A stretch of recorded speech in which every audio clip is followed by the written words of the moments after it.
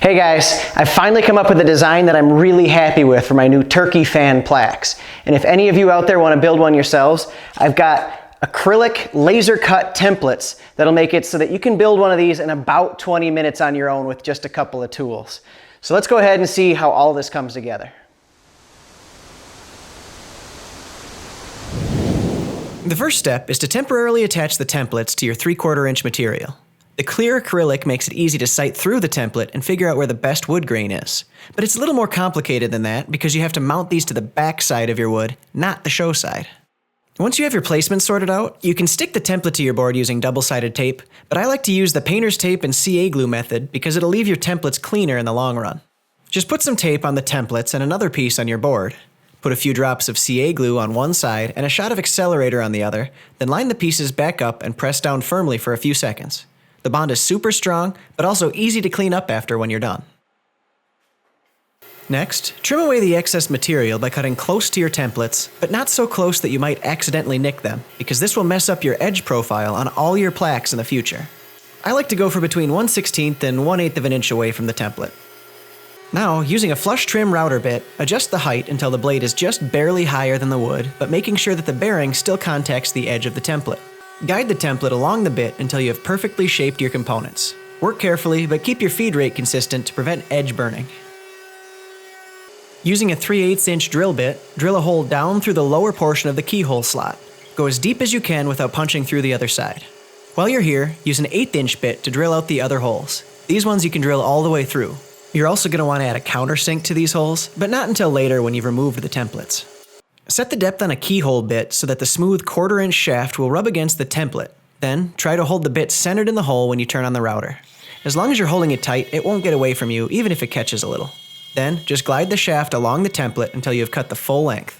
Then return to your starting position to clear out the chips before turning the router off.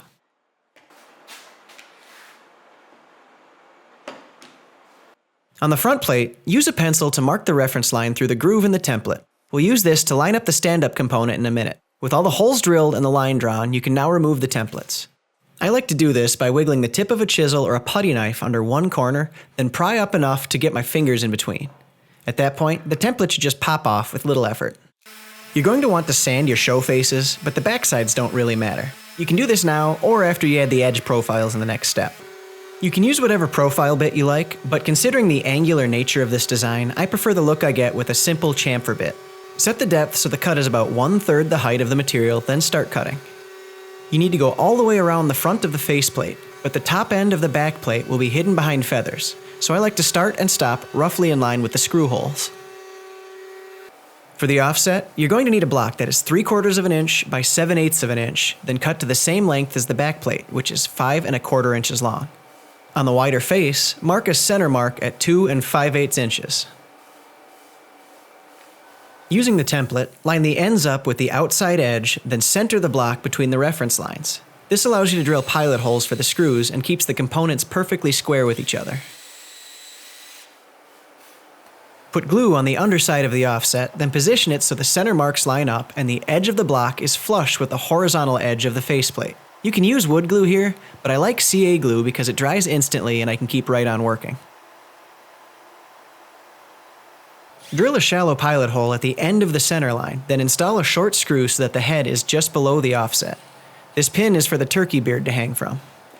You could use the large open space on the faceplate to mount a photo or carve in names and dates if you'd like. On mine, I used my laser to add a cool, almost robotic-looking turkey. If you'd like one of these turkeys on yours, I'm also selling them as cutouts so you could glue one on and get a 3-dimensional look. I really like this option when working with walnut, since walnut is just so dark it doesn't show a laser engraving very well. So adding a lighter colored cutout to the top makes it stand out a little more. Set the components up and apply your favorite finish. I went with a spray-on poly for mine because it's fast and easy. Then, when it's dry, you can assemble it by centering your tail fan on the back of the faceplate and driving a screw through the back. Just be sure your screw doesn't poke through the front. Then, attach the back plate to the offset by running in screws through the back. For the beard, I like to tie a lanyard with a loop on mine. That makes it easy to hook over the pin we installed earlier.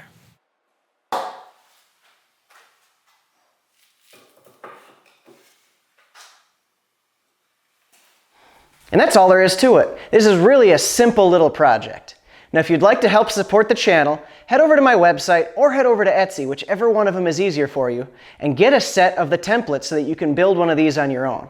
And if you're the type of person who would rather just buy the plaque itself, I have those for sale also. We've got them in cherry, walnut, with and without the logos on them. So head on over there, my website or Etsy, either one. Links are down in the description. Go check it out. That's it. Thanks for watching, guys.